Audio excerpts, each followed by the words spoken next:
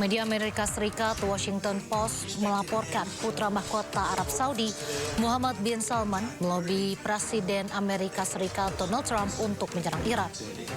Bahkan permintaan tersebut dilakukan lewat sambungan telepon berkali-kali. Meski demikian, Saudi tidak mengizinkan wilayah udaranya digunakan untuk menyerang Iran karena Saudi masih menghormati kedaulatan Iran. Saudi juga meminta Washington dan Teheran untuk menyelesaikan pertikaian kedua negara lewat jalur diplomasi. Namun ketika serangan gabungan dilancarkan, Iran pun membalas. Hasilnya sejumlah pangkalan militer Amerika di Abu Dhabi, Dubai, Doha, dan Riyadh porak-poranda dibombardir Iran.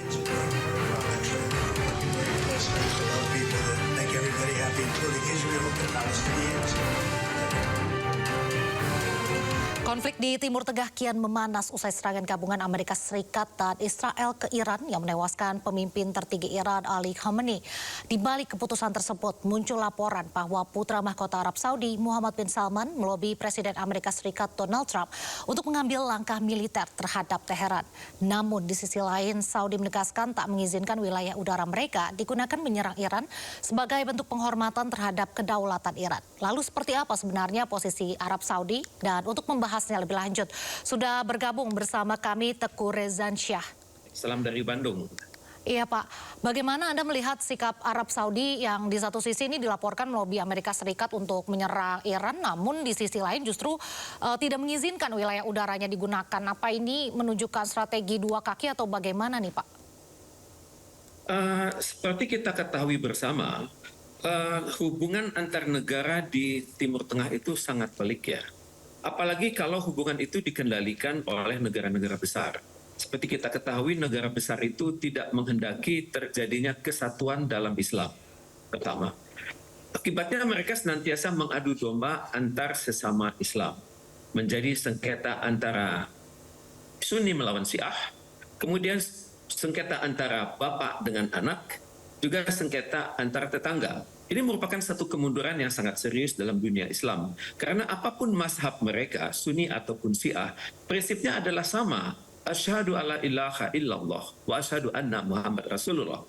Jadi saya mencoba melihat hal ini dari perspektif yang lainnya. Saya perhatikan memang benar antara bapak dan anak di Arab Saudi itu sering sekali ada perbedaan persepsi. Seringkali ada dorongan intelijen agar anak segera mempercepat kepemimpinan sehingga meminggirkan sang bapak. Ini adalah hal yang normal. Tapi kalau saya mencoba melihat dari hal perspektif yang lain, yang terjadi adalah suatu pengelabuan informasi. Karena sesungguhnya pengambilan keputusan di dalam hal-hal yang sangat serius ini itu adalah rahasia. Maka tidak mustahil ini informasi yang sengaja dibuat oleh negara-negara besar, negara tertentu seperti Amerika Serikat dan Israel untuk melakukan penyesatan informasi sehingga negara-negara Arab itu semakin cepat terbelah dan ujung-ujungnya adalah kepemimpinan Israel yang berhasil menajamkan prospek suatu Israel Raya. Saya mencoba mendalami hal ini dari media massa yang ada. Kalau kita melihat media massa Amerika Serikat itu sangat tegas kalimatnya, persis seperti tema kita hari ini. Misalnya Washington Post mengatakan, push from Saudis, Israel help move Trump to attack Iran. Jadi tekanan dari Saudi itu membantu Israel untuk mendesak Amerika Serikat menyerang Iran. Kemudian juga sangat tegas dari India Times mengatakan, selain Saudi-Israel Alliance set up US attack on Iran. Memang sudah terjadi aliansi antara Saudi, antara India dengan Israel. Tapi kalimat yang tidak tegas itu dibuat oleh CNN. Mereka hanya mengatakan what we know about the US-Israeli attack on Iran and Iran retaliation. Jadi saya mencoba juga menelaah hal media massa misalnya Al Jazeera, mereka tidak berkata itu. Mereka hanya berkata perang Amerika Serikat Israel melawan Iran dapat mengubah sejarah. Saya juga mencoba melacak media massa yang cenderung biasanya netral seperti Anadolu di Turki. Itu mengatakan Inggris mulai mengizinkan Amerika Serikat menggunakan basisnya. Kemudian Rusia, China mulai mengkritisi serangan Amerika. Jadi saya melihat ada potensi ini pengelabuan informasi. Karena kalau memang walaupun pihak Saudi tidak menjawab, tapi benih-benihnya ada. Seperti kita ketahui bersama, di Saudi itu ada sekitar 3.000 personil Amerika Serikat. Ya, 3.000 personil itu bisa berarti macam-macam, bisa berarti melindungi keluarga kerajaan, bisa juga berarti mempersiapkan serangan dari dalam Saudi kepada Iran.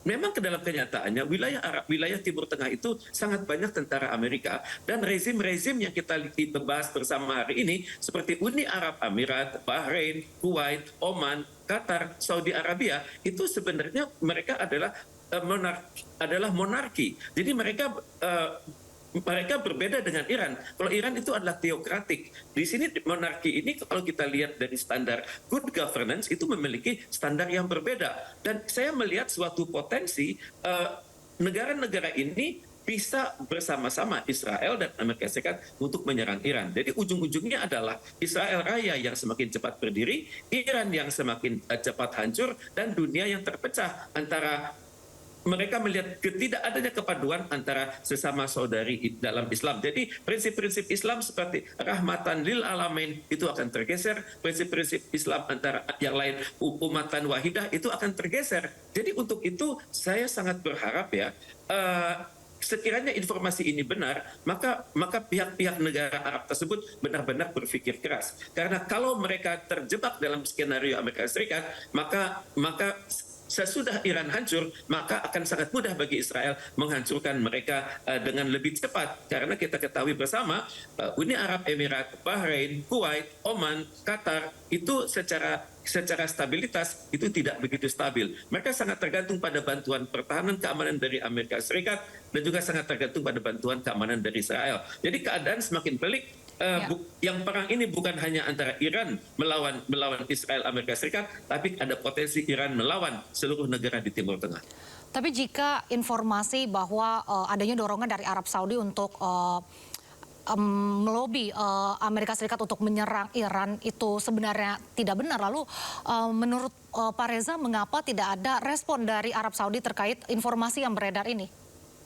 Memang ini informasi yang sangat sensitif ya, belum tentu ini terjadi karena kita melihat permainan Amerika Serikat dan Israel dalam media massa. Mereka adalah pemimpin dalam media massa internasional. Kita hitung misalnya betapa banyak media massa ini pemilik modalnya adalah Amerika Serikat dan Israel, dan tentu saja mereka menghendaki agar dunia melihat krisis ini dari perspektif Tel Aviv dan juga perspektif Washington.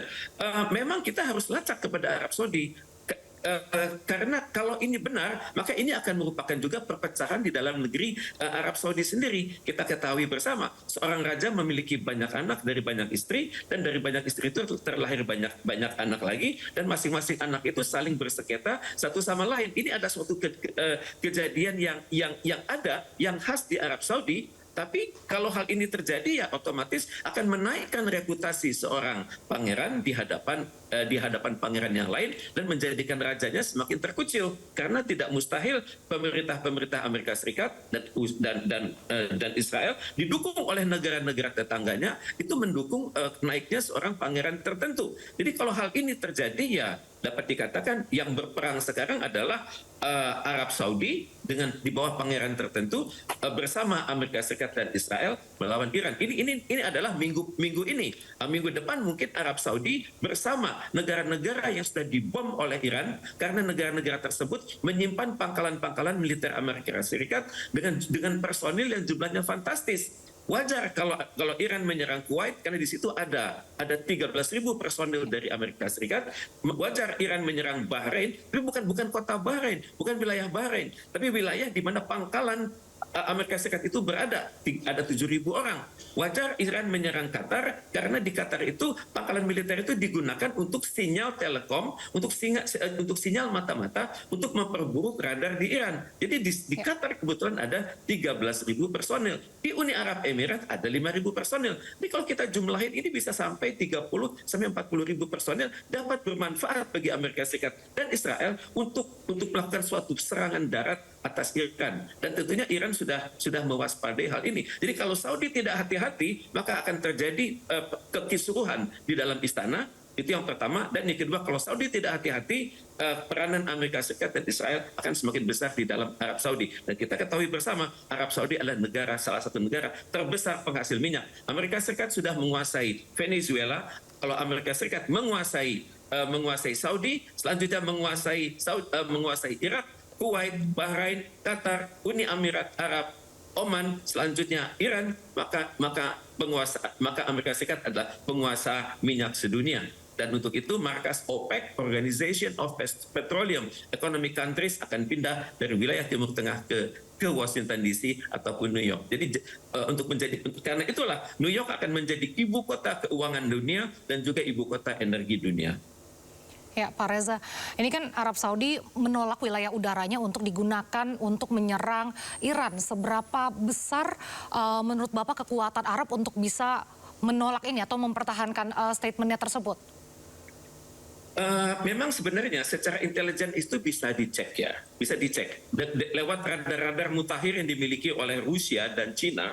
Itu bisa dicek apakah Saudi ini jujur atau tidak. Tapi tampaknya dari pengalaman perang 12 hari tahun lalu, negara-negara di Teluk Parsi, negara-negara di Timur Tengah itu sadar bahwa Iran memiliki kekuatan yang mematikan. Karena itu untuk amannya mereka mengatakan demikian. Mereka tidak mengizinkan wilayah udaranya itu digunakan untuk menyerang Iran.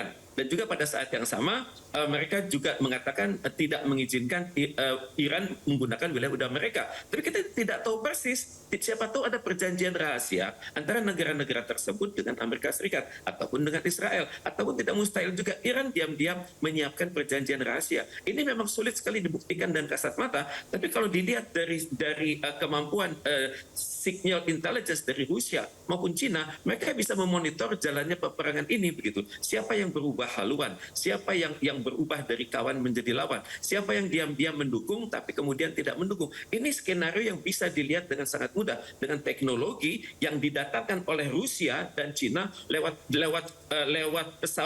pesawat angkut mereka yang sudah datang lebih dari 2 kali pada 2 minggu terakhir. Jadi ini adalah hal yang menarik, tapi juga kalau Saudi tidak membuka rahasia, tidak mau berkata jujur, dan saya juga yakin Rusia dan Cina juga tidak akan membuka informasi intelijen yang mereka miliki. Berarti memang ada bisa dilihat kemungkinan upaya untuk memecah belah ya Pak. Padahal pemimpin mereka ini sudah tewas dan ini berarti lagi masa transisi nih Pak. Bagaimana ini ke depannya? Tepat sekali. Pada masa transisi ini, saya pikir pemimpin Iran itu semua sadar bahwa mereka hendaknya mengedepankan semangat kebangsaan mereka. Karena itu mereka akan banyak merenung saat ini, tapi pada saat yang sama juga mereka meningkatkan kesiagaan. Untuk itu saya pikir pemilihan Ayatollah ini akan sangat tertutup, di mana mereka tidak akan membuka informasi itu kepada umum. Tapi yang kita ketahui bersama adalah ini adalah suatu tradisi yang khas Iran, di mana pemilihan itu akan berlangsung secara sangat demokratis, dan untuk itu ya mereka mengenal satu sistem namanya marj taklid ya. Jadi siapapun yang terpilih nanti menjadi seorang pemimpin tertinggi tersebut, maka pemimpin tersebut akan mereka taati. Jadi mereka tidak akan mempertanyakan kredibilitas lagi karena mereka percaya bahwa mekanisme yang sudah terbangun di Iran itu adalah sesuai dengan tradisi Syiah Imamiyah, dan juga mereka percaya bahwa pemimpin itu bisa berkoordinasi dengan semua kekuatan-kekuatan dalam negeri Iran. Misalnya lembaga kepresidenan, kemudian lembaga DPR mereka, kemudian juga angkatan bersenjata Iran, bahkan yang paling revolusioner adalah pasukan Garda Revolusi. Dan saya pikir pemimpin ini siapapun dia, entah yang masih muda, apakah ini adalah keturunan dari Ali Khamenei yang baru wafat, ataupun cucu dari Ayatollah Ruhollah Khomeini yang namanya adalah Hasan Khomeini yang lahir tahun 1972, siapapun juga yang terpilih akan diterima oleh masyarakat Iran dan juga pemimpin Iran yang lain, karena memang tradisi kepemimpinan Iran itu adalah mengkombinasikan antara nilai-nilai ruhaniyah dengan nilai-nilai keduniawian, di mana mereka sadar bahwa pemimpin itu adalah pemimpin yang saintis, yang juga memahami Quran secara khatam, dan juga mereka sudah hafal bukan hanya Quran, tapi juga mereka memahami agama-agama yang ada di Iran selanjutnya. Cuman yang masalah kita belum ketahui adalah apakah pemimpin ini akan seperti pemimpin-pemimpin yang sebelumnya, karena tidak mustahil tantangan yang baru ini akan membuat pemimpin tersebut menunjukkan kualitas dirinya yang berbeda dari yang diketahui umum. Baik. Pak Reza, ini kan Iran sudah menutup Selat Hormuz ya, dan tentunya ini akan berdampak pada harga minyak dunia yang pastinya nantinya akan melejit naik. Lalu menurut Bapak bagaimana tanggapan Arab Saudi dan langkah apa yang sebenarnya harus dilakukan? Mungkin selain Arab Saudi juga bagaimana Indonesia harus bersikap, Pak? Kita berhadapan dengan informasi yang sangat banyak sekarang. Maka di situ sudah dituntut kualitas dari pemerintah, siapapun pemerintah Indonesia maupun pemerintah di dunia Arab, pemerintah dimanapun, untuk sangat berhati-hati menyikap informasi ya. Karena kalau mereka salah menanggapi, itu akan berdampak fatal bagi negara mereka sendiri. Dan untuk Selat Hormuz itu kita harus akui, ini selat ini lebarnya hanya sekitar 30 sampai 60 mil ya. Kemudian juga sangat kedalamannya juga terbatas antara 330 feet sampai 400 feet ya. Dan memang Selat Hormuz ini sangat strategis menghubungkan transportasi minyak dari kawasan Teluk Parsi dan juga kalangan Teluk Oman dan juga kawasan Arabian Sea kepada wilayah-wilayah dunia. Dan di wilayah Hormuz ini pergerakan itu sangat besar. Patut diakui sekitar 30% dari transportasi gas dan minyak itu memang melewati Selat Hormuz. Dan memang Selat Hormuz ini dikendalikan oleh Oman dan juga oleh Iran ya. Dan mekanismenya bernama namanya International Maritime Law and the United Nations Convention on the Law of the Sea. Dan untuk itu ya sebenarnya lebih cepat perang ini selesai adalah lebih baik, dan juga lebih cepat dan lebih baik. Tentunya dunia harus berupaya agar perang ini cepat selesai. Cuman kita sangat sulit melihat bottom line atau titik bottom line dari Amerika Serikat dan juga bottom line dari Iran dan juga bottom line dari Israel. Mereka memiliki kriteria agar perang ini selesai. Kalau Amerika Serikat dan Israel, bottom line mereka, standar mereka adalah terjadinya perpindahan kekuasaan dari rezim Syiah Imamiyah ke dalam kandidat yang pilihan mereka sendiri, yakni Reza Shiruz, yakni putra sulung dari Syahansyah Muhammad Reza Pahlavi Aryamer yang pada tahun 19 tersingkir, dan akhirnya pemerintahan Republik Islam Iran yang baru terwujud di bawah kepemimpinan Ayatollah Ruhollah Khomeini. Dan untuk itu sekarang ya kita hendaknya bersama-sama mendukung agar PBB itu segera melakukan sidang istimewa.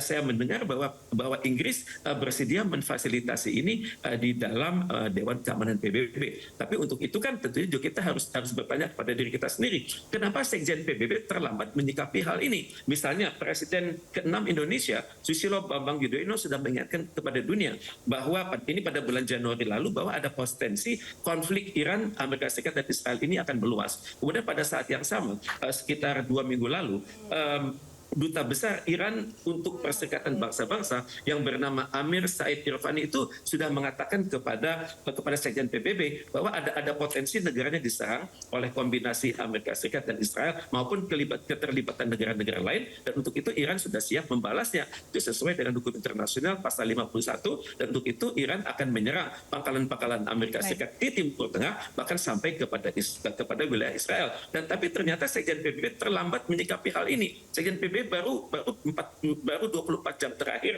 menyikapi hal ini dengan mempersiapkan sidang istimewa, dan ini kan sudah terlambat. Dalam Kamus Barat ini namanya damage has been done. Sudah terjadi kotak-kotakan, sudah terjadi banjir darah yang luar biasa, dan sudah menjadi syuhada pemimpin tertinggi Iran. Dan kalau PBB juga terlambat menyikapi hal ini dan memperlama pengambilan keputusan, maka saya khawatir Timur Tengah akan terkotak-kotak, dan selanjutnya Iran akan hancur, dan juga prospek Israel Raya akan segera terbentuk.